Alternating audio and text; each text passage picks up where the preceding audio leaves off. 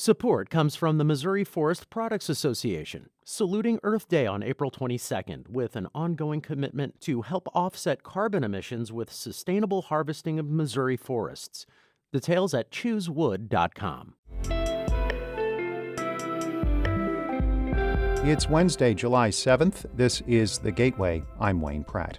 When officials in Kansas City told people to stay home last year during the height of the pandemic, they unwittingly exposed some residents to greater risks of getting sick from other causes like rodents and mold. We were coughing like quite a bit in here, a lot. So, yeah, it was really an unhealthy situation. We'll explore unhealthy conditions for some people who followed recommendations to stay home during the pandemic in just a few minutes. Sewer testing shows the Delta variant of the coronavirus is in St. Louis. 5 on Your Side reports it is not hitting the area as hard as southwest Missouri, but cases in the region are rising. Mercy Hospital South Dr. Amina Akhtar says the COVID-19 shots help protect people who are fully vaccinated. So even if we start vaccinating today, we're still 3 to 4 weeks behind. So getting it done today, it's a time constraint before that Delta variant becomes more prominent here. Akhtar also says local officials are seeing more cases among young people than earlier in the pandemic. Like Missouri, parts of Illinois are dealing with the effects of the Delta variant. The battle comes with Illinois reporting no COVID-19 deaths for Monday, the first time in 16 months the state health department did not announce fatalities related to the virus. Hannah Meisel reports. New COVID cases, hospitalizations, and deaths in Illinois have slowed significantly in the last month, leading to 0 deaths reported Monday. But to Illinois' west, Missouri leads the nation in new cases per capita, driven by the more contagious Delta variant. And Illinois' 3 EMS regions that border Missouri have seen a sharp uptick in its COVID cases too. The Metro East is experiencing its highest test positivity rates since early February. Governor J.B. Pritzker is urging unvaccinated Illinoisans to get their COVID shots. The Delta variant gets people sicker faster, and that's very disconcerting. But if you're vaccinated, you're very well protected. Nearly 70% of Illinoisans 12 and over who are eligible for the vaccine have had at least 1 dose. I'm Hannah Meisel. Ferguson's police chief is taking a similar job in North Carolina. Apex, North Carolina has announced Jason Armstrong will become the next leader of the town's police department. He grew up in North Carolina.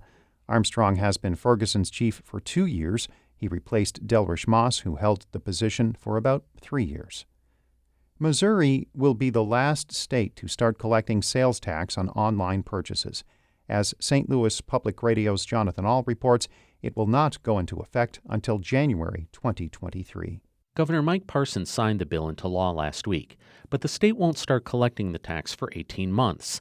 That's because the Department of Revenue's computer system can't handle a quick change. David Overfelt is the president of the Missouri Retailers Association. He says it's frustrating. Their system is so antiquated that they cannot just instantly flip a switch and start making out-of-state remote retailers not within our borders start collecting. Overfelt says when the tax finally takes effect, it will help Missouri retailers be on a level playing field with other companies. He just wishes it could happen sooner. I'm Jonathan Ahl, St. Louis Public Radio.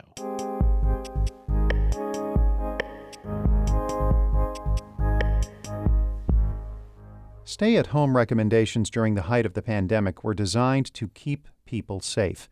But some were unwittingly placed at greater risk of getting sick because of other concerns inside their homes that they could not afford to fix. Reporter Barb Shelley has more. Sakina Cooper is pretty happy with where she's living. It's a 2-bedroom rental in a neighborhood of converted mobile homes in Kansas City North. She moved there with her 2 children and her boyfriend in March. And at first we were kind of debating about this, but once we actually went and viewed it, it was pretty nice, and moving in was pretty simple and easy, and they were really great about it. Cooper and her family had to move in a hurry because her last place... Yeah, it was really horrible. That was an apartment not far from where Cooper lives now. She was there for about 1.5 years. The ceiling leaked and eventually developed a gaping hole. Cooper spotted mold in the vents. She was pregnant part of that time, and she and her 7-year-old son came down with bad coughs. Like, it was really bad. I don't know if he remembers, we were coughing like quite a bit in here, a lot. So, yeah, it was really an unhealthy situation. Unhealthy, but not unusual. As quality affordable housing gets harder to find in and around Kansas City, hundreds of families live in unhealthy and dangerous places. And when people were told to stay home to stop the spread of COVID-19, some of them got sick just from being inside. A lot of low-income tenants put up with deplorable conditions because they don't think they have a choice. And historically, they haven't. And unfortunately, there's not enough accountability when it comes to landlords and their duties to provide safe and sanitary housing. Gina Chiala at the Heartland Center for Jobs and Freedom helps tenants with legal advice. She's seen people in awful living conditions. So we're talking about rats. Sorry, this is gross. Rats, mice, bedbugs, cockroaches are problems for a lot of tenants. Also, collapsed ceilings, holes in floors, no heat, no running water.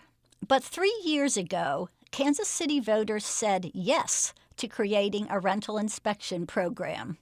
It's called Healthy Homes, and it empowers city health inspectors to respond to complaints and cite landlords if they find violations. Nasser Johari, who oversees the program for the health department, tells this story. We went to Inglewood Apartments, and I walked into this unit, and this beautiful, beautiful kid, he's probably 2 years old. He walked towards me, and I can tell. I mean, he was breathing like a smoker who's been smoking for 60 years. And I looked at the mom, I was like, what's happening here? She said, look at all the mold in the units. She said, every week, 2 to 3 times, we admit him to the hospital because of asthma. The health department helped relocate the boy's family. By the end of June this year, it had received more than 4,000 complaints and completed 3,500 inspections. Sakita Cooper called Healthy Homes in February. After an inspector found violations in her apartment, the manager offered to let her out of her lease, and Cooper moved. She says she was lucky to know about Healthy Homes, but not everybody does. And the program has limitations. It won't respond to a complaint if a landlord has filed to evict a tenant, for instance. Chiala thinks not enough will change until low-income renters have better options. Invest in affordable housing. We have to have affordable housing because when all we have are housing costs that are subject to the whims of the marketplace, tenants suffer.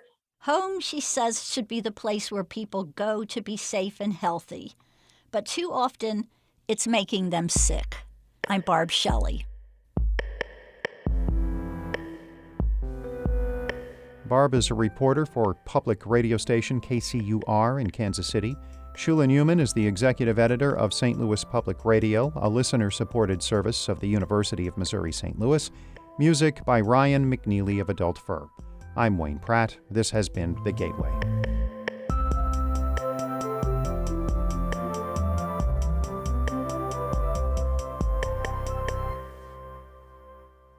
Support comes from the Missouri Forest Products Association, saluting Earth Day on April 22nd with an ongoing commitment to help offset carbon emissions with sustainable harvesting of Missouri forests. Details at choosewood.com.